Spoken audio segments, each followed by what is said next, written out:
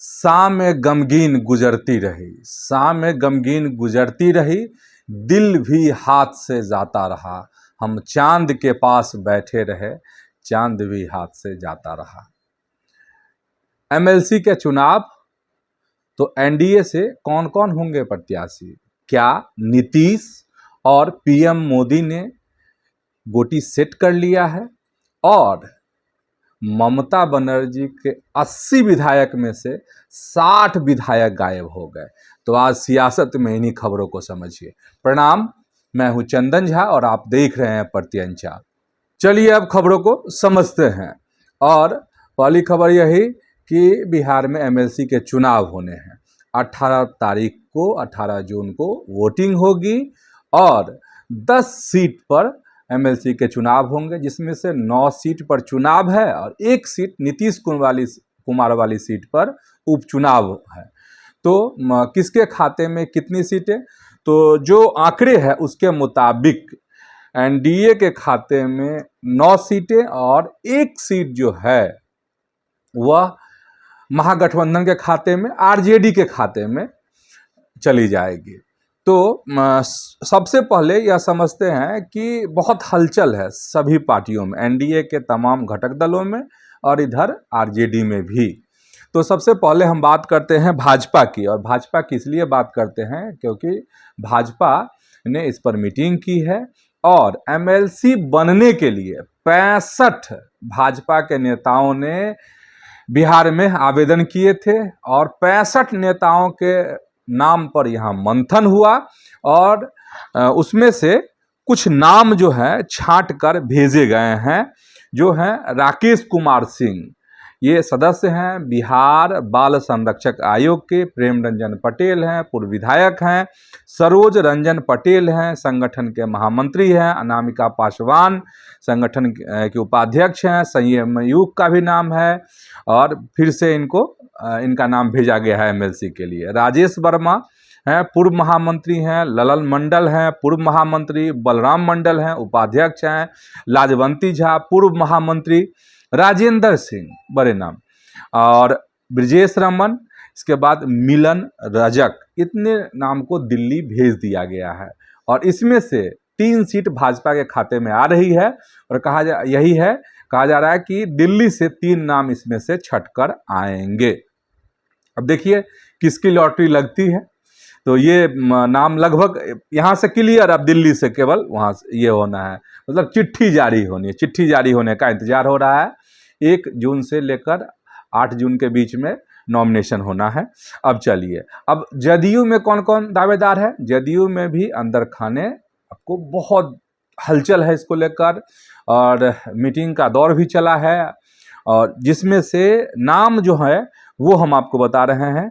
3-4 नाम जदयू में बहुत तेजी से हैं। एक है मनीष वर्मा का नाम, दूसरा नाम जो है वशिष्ठ नारायण सिंह के बेटे हैं, सोनू सिंह का नाम है, राजीव कुमार सिंह के नाम भी हैं और ललन मंडल के नाम हैं। अब देखिए किसकी किस्मत, किसका भाग्य खुलता है। वैसे 2 नाम बहुत दावेदार बताए जा रहे हैं, एक मनीष वर्मा और दूसरा वशिष्ठ नारायण सिंह के बेटे सोनू सिंह। ये हो गए। अब एलजेपी से भी 3 नाम चल रहे हैं। एलजेपी को भी 1 सीट मिलेगी, एलजेपीआर, चिराग पासवान की पार्टी को। उसमें से सबसे बड़े दावेदार हुलास पांडे, सीनियर नेता हैं, कद्दावर नेता हैं, तो वो भी दावेदार हैं। इसके बाद 2 रिश्तेदार हैं, किसके? तो इनके चिराग पासवान के। एक तो सीमांत मृणाल हैं और वेद प्रकाश पांडे हैं। तो 3 नाम, जिसमें सबसे बड़ी दावेदारी अगर मानिए तो हुलास पांडे। ठीक, अब इधर हमको की भी दावेदारी है कि भाई हमको भी 1 सीट चाहिए। अगर सीट मिल जाती है तो माने जो गोटी सेट है, मतलब नीतीश कुमार में और पीएम मोदी में, मतलब भाजपा और जदयू में, अगर उसके अनुसार इनको भी सीट मिलती है एक, तो परवीन कुमार सुमन, इनके बेटे हैं, किनके? जीतन राम मांझी के। तो ये कोशिश है इनकी कि इसको एमएलसी बना दिया जाए। तब अब आरजेडी की चर्चा कि आरजेडी में क्या है। तो आरजेडी में से आप सब जान ही रहे हैं कि तेज प्रताप यादव को भी ऑफर किया गया और रोहिणी आचार्य को ऑफर किया गया। तेज प्रताप ने कहा कि नहीं, हमारी जो अपनी पार्टी है जनशक्ति जनता दल, हमको उससे बनना है। और आरजेडी सपोर्ट कर दे तो हम अपनी पार्टी से जाएंगे। ये है मामला, यहाँ अटक रहा तेज प्रताप में।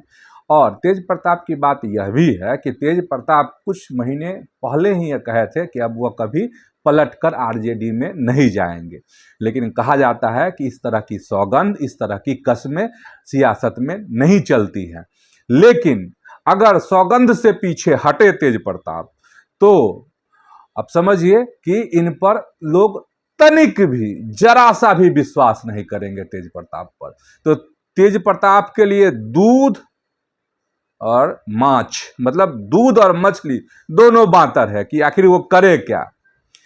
इसलिए कि तेजस्वी यादव इसको लेकर तैयार नहीं है कि जनशक्ति जनता दल के टिकट पर उनको एमएलसी बनाया जाए, आरजेडी उनको सपोर्ट कर दे, और तेज प्रताप इसके लिए तैयार नहीं है कि वह आरजेडी से जाए।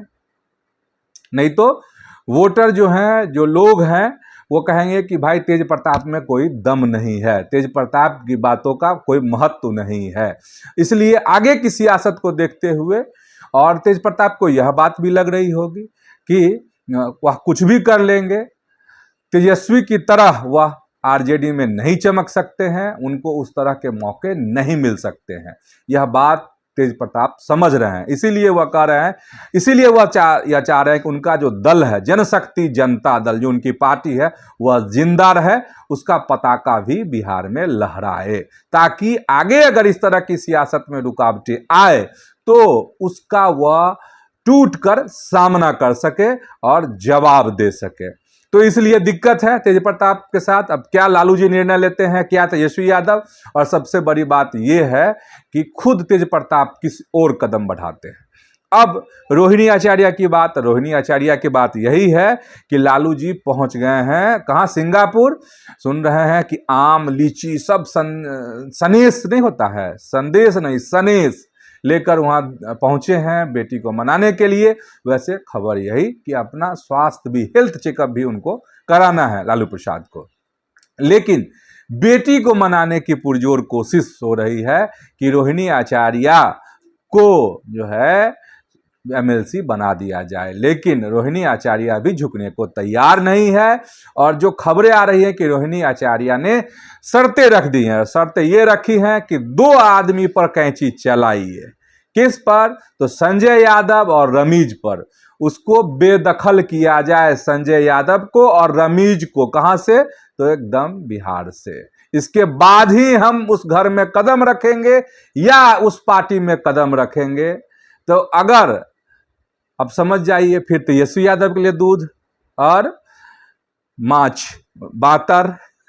वैसे खबर इस तरह की चल रही थी कि संजय यादव जो है केक पार्टी में, मतलब जो तेजस्वी यादव के बेटे का जन्मदिन मना अभी पिछले दिन गाजियाबाद में, कहा गया कि संजय यादव एकदम थे लेकिन किनारे मुंह लटका हुआ था, लेक थलग नजर आ रहे थे। ये सब दिखावा है आरजेडी का, ये सब दिखावा है तेजस्वी यादव का। इसलिए दिखावा है क्योंकि संजय यादव पर ये आरोप है, आरजेडी के तमाम कार्यकर्ताओं ने, नेताओं ने टिकट बंटवारे के समय से लेकर और हार परिणाम, चुनाव के जब परिणाम आए थे, रिजल्ट आए थे, उस समय तक यह बात सामने आ गई थी कि ये जो सारा खेल हुआ है, जिनके पास ताकत नहीं थी जीतने की, वैसे लोगों को भी अगर टिकट दिया है तो उसमें सबसे बड़ा हाथ संजय यादव का।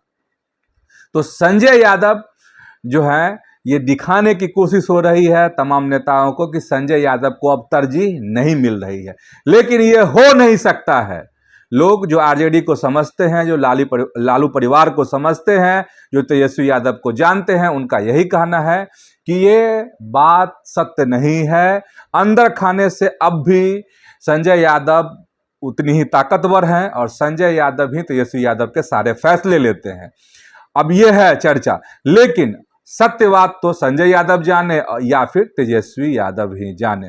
लेकिन अंदर खाने की जो खबर थी, रोहिणी जो ने भी अपनी शर्तें रख दी हैं।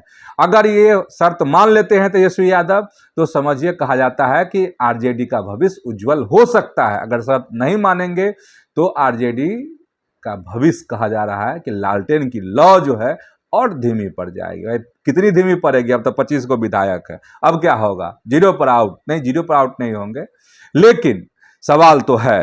तो और आरजेडी में एक और नाम सुनील सिंह का नाम है। कहा जा रहा है कि सुनील सिंह को अगर तेज प्रताप और रोहिणी पर बात नहीं बनी, चूंकि शर्त पर शर्त है भाई और बहन का, तो मुंहबोले भाई, कहा जाता है कि सुनील सिंह राबड़ी देवी के मुंहबोले भाई हैं, तो मुंहबोले भाई को मौका मिल सकता है फिर से सुनील सिंह को। देखिए क्या होता है कि मतलब इस दौर में शामिल हैं सुनील सिंह भी। अब यह भी समझिए कि क्या होगा, कैसे होगा। इंटरेस्टिंग है, जो एमएलसी का चुनाव है वह इंटरेस्टिंग है आरजेडी के लिहाज से भी, महागठबंधन के लिहाज से भी और एनडीए के लिहाज से भी। सबकी आंखें इस पर लगी हुई है कि नीतीश कुमार आखिर किसको एमएलसी भेजते हैं।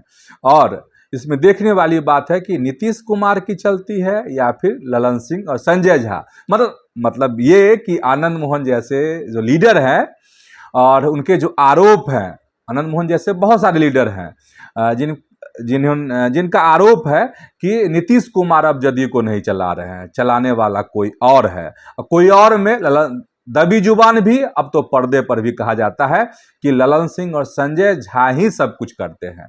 बहुत तरह की बातें होती हैं दोनों नेताओं को लेकर। तो ये हो गई एक खबर, आपको और बता देते हैं अब संक्षेप में। और संक्षेप में ये है कि पश्चिम बंगाल ममता बनर्जी की पार्टी की मीटिंग थी। इसकी वजह ये थी कि आप सभी जानते ही हैं कि उनके भतीजे अभिषेक बनर्जी पर जानलेवा हमला किया गया था। उसको लेकर भी खूब सियासत हो रही है पश्चिम बंगाल में सियासत ये हो रही है, कोई तस्वीर दिखाकर कह रहा है कि अरे ये तो टीएमसी के ही कार्यकर्ता थे जिन्होंने हमला कर दिया, पत्थर फेंक दिया, मारा। किसको? तो अभिषेक बनर्जी को। कोई कहा, इधर टीएमसी के नेता कह रहे नहीं वो तो भाजपा के कार्यकर्ता थे। तू मैं जैसी स्थिति है इस मसले पर। इसी बीच में कल्याण बनर्जी जो टीएमसी के सांसद हैं, उन पर भी जानलेवा हमला हुआ है। और इन सब चीज़ों को लेकर एक बड़ी रणनीति बनाने के लिए ममता बनर्जी के घर पर मीटिंग बुलाई गई थी। इसमें तमाम विधायकों को बुलाया गया था इस मीटिंग में शामिल होने के लिए। 80 विधायक इस चुनाव में जीतकर आए हैं। और जो खबर है वह हड़कंप मचाने वाली खबर है। खबर ये है कि ममता बनर्जी मीटिंग बुलाई और उनके 80 विधायक में से 60 विधायक उस मीटिंग में नहीं पहुंचे, गायब हो गए उस मीटिंग से। तो समझिए कि क्या हुआ, एक हड़कंप मच गई वहां पर, यह वाली स्थिति हो गई ममता बनर्जी के घर पर और मीटिंग कैंसिल कर दी गई। हालांकि टीएमसी नेताओं ने एक अलग तर्क दिए और कहा कि चूंकि अभी ममता बनर्जी और अभिषेक बनर्जी पर जो हमला हुआ है, कल्याण बनर्जी पर जो हमला हुआ है, उसको लेकर बहुत परेशान है और उसको लेकर रणनीति बना रही है, ये है उसमें व्यस्त है। इसी वजह से मीटिंग फिलहाल टाल दी गई है। लेकिन सूत्रों का यही कहना है कि ऐसी स्थिति नहीं है। विधायक जो है वो पीछे हटने लगे हैं।